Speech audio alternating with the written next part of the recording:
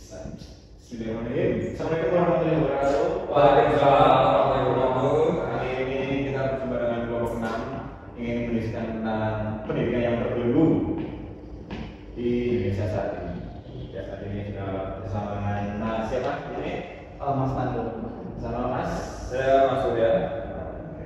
Tentang pendidikan filosofi di Indonesia. Nah, ini sekarang itu kan kasusnya banyak banget ya di Indonesia. Pendidikan yang membelenggu di Indonesia sudah hampir merdeka 75 tahun, tapi pendidikan di Indonesia belum merata nih dari barat sampai timur, masih banyak daerah yang tertinggal atau fasilitas yang kurang, lembaga pendidikan juga masih ada yang minim, dan ini banyak sekolah-sekolah yang masih membutuhkan. Nah, menurut pandangan Mas Nando sama Mas Surya tentang pendidikan yang membelenggu itu seperti apa? Kira selain dari yang tadi. Mungkin menurut saya pendidikan Indonesia yang masih membelenggu itu banyak faktornya ya, Mas. Ya mungkin salah satu yang bisa saya sampaikan di sini yaitu masalah pendidikan yang ada di pedalaman, Mas. Masih daerah-daerah terpencil seperti itu kan. Itu apalagi di saat sekarang ini di mana kebutuhan teknologi itu sangat penting kan, ya, terutama untuk pendidikan ya. Pasti untuk peserta didik juga dari SD sampai SMA itu sudah dikenalkan karena memang harus punya teknologi.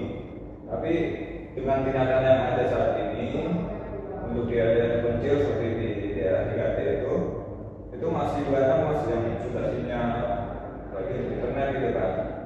Jadi mungkin fasilitasnya masih kurang, media sosial ya itu kan.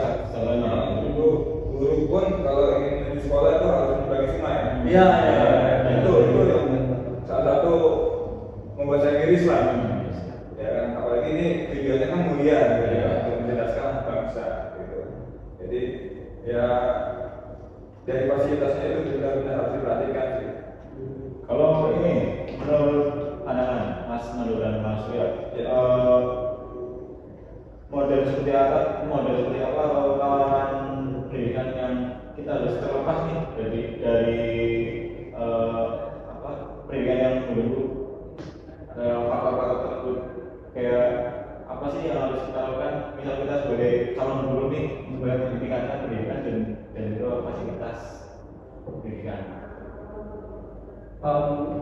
Kalau dari saya sih untuk memerdekakan pendidikan di Indonesia itu pertama itu kan pendidikan itu tidak lepas dari guru. Iya. Jadi pendidikan guru itu sangat penting. Jadi kompetensi guru itu dinaikkan dulu. Guru itu kompetensi dinaikkan, kesejahteraan juga dinaikkan agar ya kan ada banyak nih guru bukan dia oke lah pagi dia ngajar, tapi sorenya dia ada yang di dojo, ada yang ke kebun, ada yang ke sawah, bermacam profesi guru. Dia bukan cuma satu profesi karena penghasilan guru tidak menutup untuk kehidupannya sehari-hari. Ya betul. Pasti banyak. Saya juga mau ngikutin lagi tentang kompetensi ya. Kompetensi dari guru itu sangat penting. Apalagi kan tujuan guru itu kan ingin berbagi ilmunya yang dimiliki untuk peserta didik. Jadi kalau memang kompetensinya tercukupi atau mumpuni profesional, itu yang diterima murid juga akan bagus hasilnya seperti itu. Jadi ya kualitas SDM-nya terutama ya dari terutama itu ya untuk meningkatkan kompetensi itu penting sih. Pemerintah juga ambil peran sih dalam kurikulum menurut saya. Ya. Kurikulum ya seperti yang tadi sih, makanya setiap sekolah itu harus menyesuaikan gitu, nggak mesti sama semua. Dari Sabang sampai Merauke kita nggak bisa pakai kurikulum yang sama di sekolah di desa dan di kota nggak sama.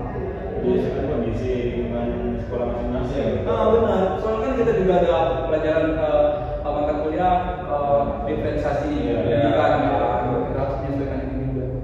Ya harus berpatokan dengan latar belakang dari para siswa sendiri, latar belakang lingkungan, geografis, keluarga itu kan juga salah satu hal yang harus diperhatikan Mas, untuk memahami model-model yang bakal kita capai gitu ya. Nah ini berdasarkan faktor-faktor yang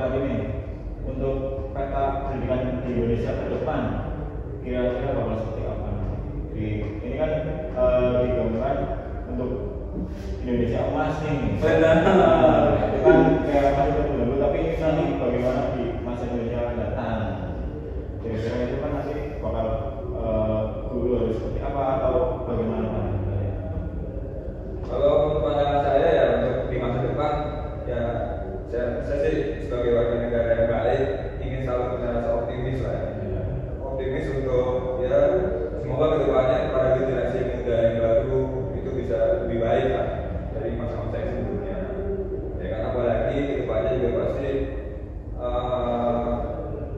benar-benar teknologi itu sangat cepat gitu kan. Jadi mudah-mudahan optimisnya ya semua para generasi bangsa ini bisa menciptakan teknologi yang baru lagi.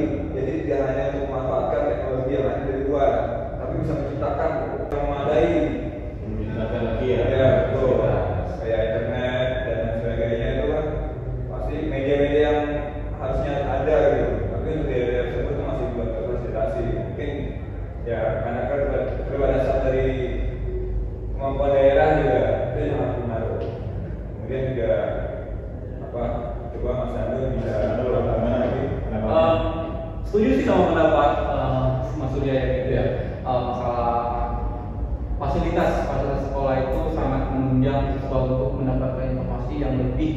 Jadi sekolah itu memang butuh fasilitas yang mumpuni untuk mendapatkan informasi yang atas. Jadi kalau standar pendidikan gini, kalau di sekolah di desa mau bisa main sekolah sama di kota.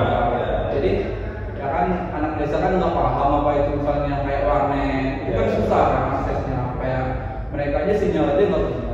Gimana mau memahami hal seperti itu? Belum lagi pendidikan Indonesia ini guru-gurunya ini nggak mau kalau ditempatkan di tempat-tempat yang karena fasilitas tadi mau kemana-mana susah. Jadi itu juga PR untuk pemerintah sih. Kenapa gurunya itu nggak mau di sana? Karena fasilitas tadi. Jadi menurut saya sih pemerintah harus aware yang benar, peduli dengan pendidikan kita ya. Ya, mungkin ya karena terpengaruh dengan sistem yang ada juga kali ya Mas ya. Ya, sistem yang ada yang berlaku saat ini kan juga mungkin masih belum memadai lah untuk akomodasi para guru juga kan untuk ke sekolah juga masih sulit mungkin untuk di daerah terpencil gitu kan. Apalagi saya pernah lihat di menciptakan teknologi sendiri yang bisa dirasakan, yang bisa dimanfaatkan di dalam diri sendiri maupun di lingkungan sekitar. Seperti itu Mas. Pendidikan Indonesia masa depan. Sekarang kan baru diterapkan kurikulum merdeka ya. Dan juga belum merata ya pada beberapa sekolah yang masih itu. Saya sih masih butuh perjuangan yang panjang sih untuk mencapai Indonesia emas itu. Nggak semudah yang ini dikatakan sih, bakal butuh perjuangan sih. Ya, makanya sih ya ini tetap balik ke kompetensi gurunya itu untuk masa depannya gimana gitu. Jadi saat ini memang kita harus membangun kurikulum yang sesuai dengan pendidikan kita. Nggak kopas dari Finlandia, kopas dari mana-mana itu ya memang ada perdebatan sih. Memang kita butuh orang-orang yang kompeten di bidang itu, termasuk ya dari pemerintah juga gitu harus bisa pilih yang memang kompeten untuk di bidang itu. Ya, apalagi kan kalau di Indonesia sendiri ya faktor politik itu juga pasti sangat mempengaruhi terhadap pendidikan. Jadi ya nggak kadang-kadang berseberangan selalu dengan apa yang harusnya diajarkan di dunia pendidikan, tapi karena pengaruh politik jadi adanya gesekan lah yang tidak sesuai gitu. Harus membedakan antara dunia politik dengan tidak usah dicampurkan, tapi lebih di support aja jadi kan maju lagi sih gitu Mas. Iya sih, kalau politik ya politik aja. Kalau sudah politik ya harusnya membangun bersama ya gitu ya pendidikan. Jangan ketika ganti pemimpinan langsung ganti kurikulum, langsung ganti ini.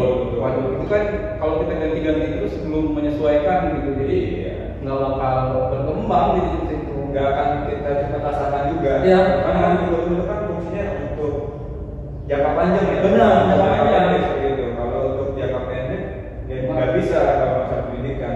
Yang dilihat nanti masa jangka panjangnya seperti apa. Jadi memang harus dipakem selalu lah dalam jangka waktu yang lama dulu. Tidak semata-mata tuh harus langsung ganti ini sendiri itu kan. ya.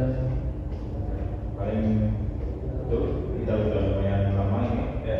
Ini kata-kata terakhir untuk pendidikan di Indonesia. Ya. Kata-kata terakhir Ya, semangat nih buat adik-adik atau teman-teman. Boleh sih buat teman-teman seprofesi yang mau bakal jadi guru, tetap semangat sih, tetap optimis.